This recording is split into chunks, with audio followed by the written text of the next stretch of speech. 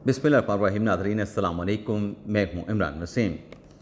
बानी तहरीक-ए-इंसाफ़ इमरान ख़ान की अदालती सहूलतकारी। सुप्रीम कोर्ट से एक बड़ी ख़बर ब्लॉग में आपके साथ हम शेयर करने जा रहे हैं। इसके अलावा हम बात करेंगे कि जो केपी हुकूमत ने जज हुमायूं दिलावर जिसने इमरान ख़ान के ख़िलाफ़ तोशाखाना का फ़ैसला सुनाया, उस जज के ख़िलाफ़ इंक्वायरी पर, इंतकामी कार्रवाई पर आखिर बोलती बंद क्यों हो गई, इस पर भी हम बात करेंगे। और आज अडयाला जेल में क्या हुआ, इमरान ख़ान के 190 मिलियन पाउंड केस की समाअत आज अडयाला जेल में थी, तो अडयाला जेल में आज क्या एक्शन हुआ है उस पर भी हम बात करेंगे। अली अमीन गंडापुर साहब के हवाले से 3 खबरें हैं, बल्कि 4 खबरें हैं, उनकी तफसीलात भी आगे चल के आप नाज़रीन के साथ हम शेयर करेंगे। कुछ दीगर खबरें भी हैं, लेकिन प्रोग्राम का आगाज़ करने से पहले आप देखने वालों से चैनल सब्सक्रिप्शन की दरख्वास्त करेंगे कि जिन दोस्तों की जानिब से अभी तक हमारे चैनल को सब्सक्राइब नहीं किया गया, उनसे दरख्वास्त होगी कि चैनल को सब्सक्राइब कर लें, बेल आइकॉन का बटन प्रेस करें। वीडियो अगर पसंद आती है तो इसे लाइक भी करें और शेयर भी करें। पहली खबर नाजरीन इमरान खान और फवाद चौधरी साहब की है, जिनके खिलाफ आज इलेक्शन कमीशन में तौहीन इलेक्शन कमीशन की समाअत हुई है। गुज़िश्ता रोज़ तो फवाद चौधरी साहब पेश हुए थे, लेकिन आज फवाद चौधरी साहब पेश नहीं हुए और आज फैसल चौधरी साहब भी इस केस में पेश नहीं हुए, जो कि फवाद चौधरी साहब के वकील थे। आज इलेक्शन कमीशन में होने वाली इस समाअत में इमरान खान और फवाद चौधरी की तरफ से नईम हैदर पंजोथा वकील की हैसियत से पेश हुए और नईम हैदर पंजोथा ने इलेक्शन कमीशन की कोर्ट से कहा कि फवाद चौधरी साहब कल पेश हुए थे, आज उनको आप इस्तना दे दें और कल जो समाअत यानी गुज़िश्ता रोज़ जो समाअत इलेक्शन कमीशन में हुई थी उसकी कार्रवाई आपने 19 सितंबर तक मुलतवी कर दी है, तो ये कार्रवाई भी आप 19 सितंबर तक मुलतवी कर दें। इलेक्शन कमीशन के 4 रुकनी बेंच के जो सरबराह हैं निसार दुरानी साहब, उनकी तरफ से कहा गया कि ये अलग मुकदमा है। और फिर एडवोकेट जनरल इस्लामाबाद ने कहा कि इस केस में फवाद चौधरी साहब खुद नहीं आए, लेकिन उनका इस्तिस्ना मांगा जा रहा है, लेकिन कोई तहरीरी तौर पे इस्तिस्ना की दरख्वास्त भी नहीं है। इलेक्शन कमीशन ने कहा कि आज तो इमरान खान के ख़िलाफ़ बयानात कलम बंद होने थे, गवाहियाँ रिकॉर्ड होनी थी, तो एडवोकेट जनरल ने कहा कि वीडियो लिंक के ज़रिए इमरान खान इलेक्शन कमीशन की कोर्ट में पेश हो सकते हैं, लेकिन नईम पंजोचा साहब ने कहा कि वीडियो लिंक की सहूलत तो अडयाला जेल में मैसर ही नहीं, यानी सुप्रीम कोर्ट में पेश होना हो तो वीडियो लिंक की सहूलत मैसर है, लेकिन अगर इलेक्शन कमीशन में पेश होना है तो इमरान खान के लिए वीडियो लिंक की सहूलत मैसर नहीं। लेकिन बहरहाल इलेक्शन कमीशन की बेबसी और फिर मुकदमे की समाअत 19 सितंबर तक मुलतवी कर दी गई।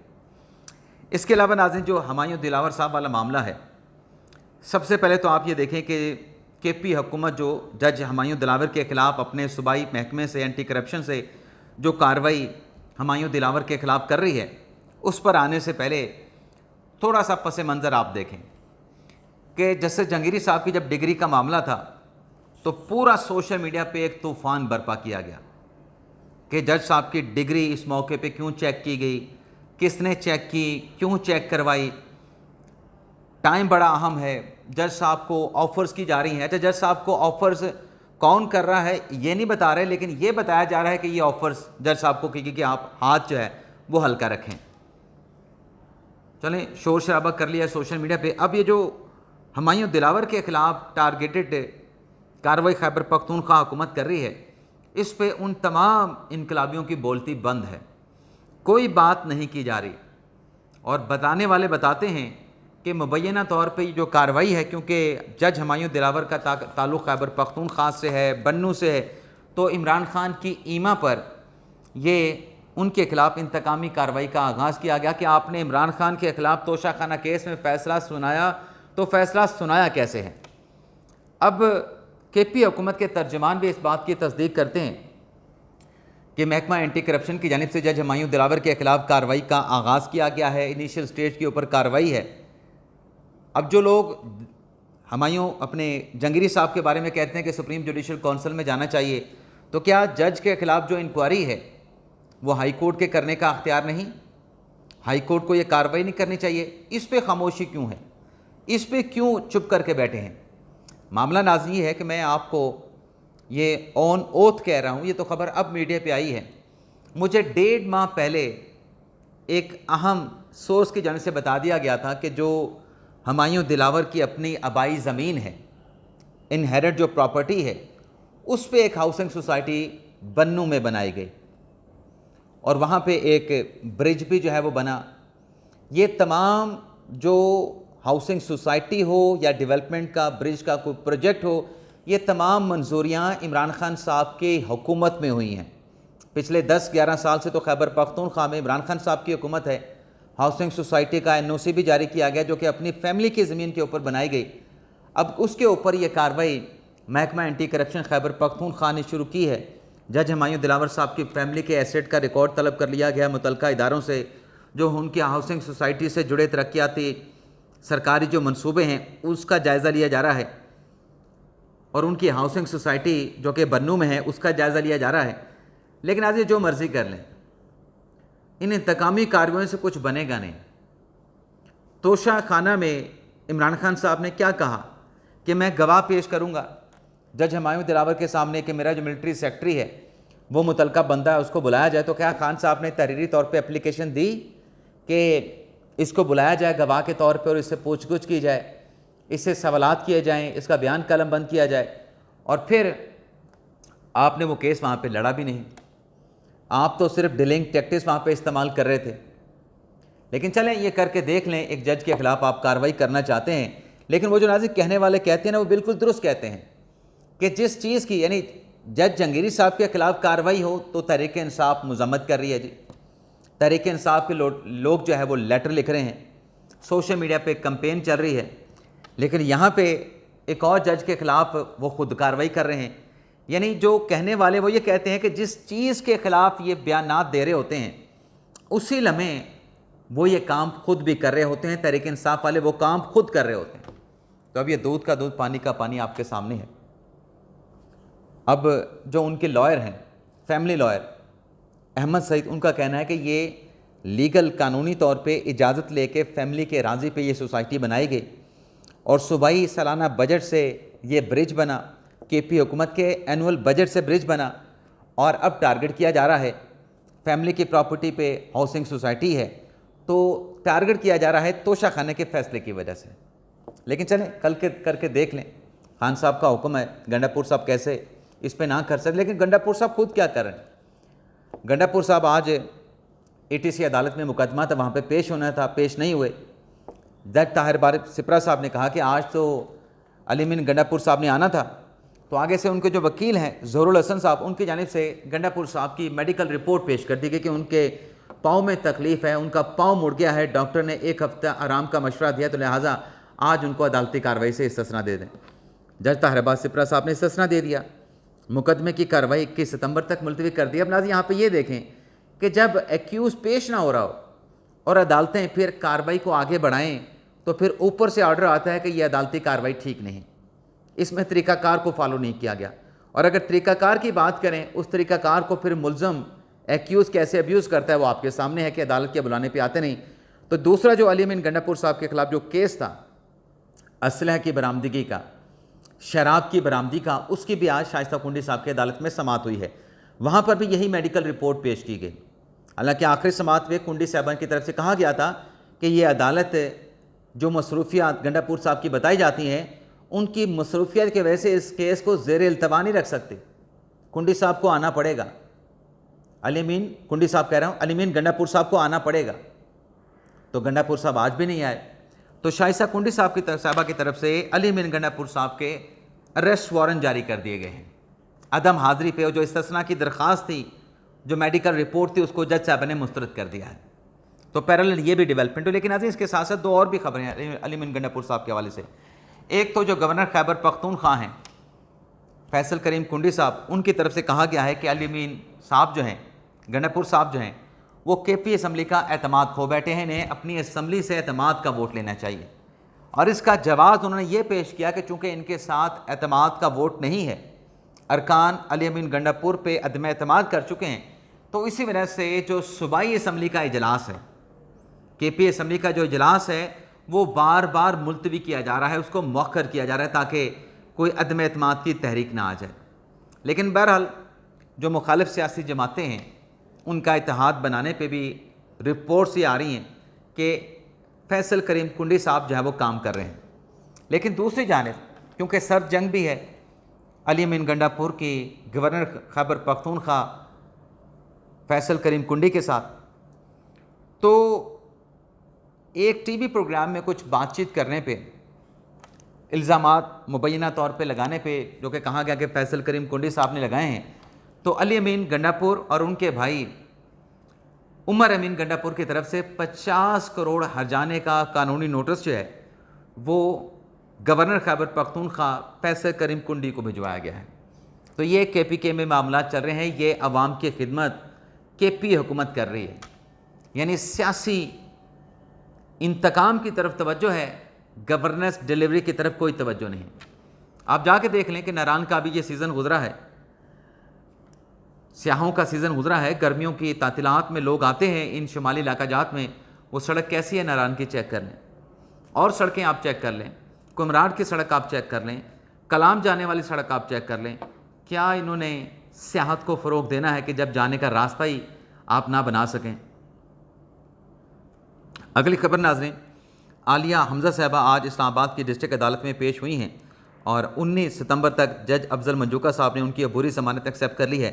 आज़म सवाती के ख़िलाफ़ जो पीका का मुकदमा है उस पर जज साहब ने 21 सितंबर जो है वो ट्रायल की कार्रवाई यानी दलाइल के लिए मुकदमे को रख लिया है। फवाद चौधरी के ख़िलाफ़ जो 2 मुकदमात थे थाना कोसार में, थाना अपारा में, उसमें उनकी जो इस्तिस्ना की दरख्वास्त थी उसको एक्सेप्ट कर लिया गया। अब आ जाते हैं कि नाज़रीन अडियाला जेल में आज क्या हुआ है।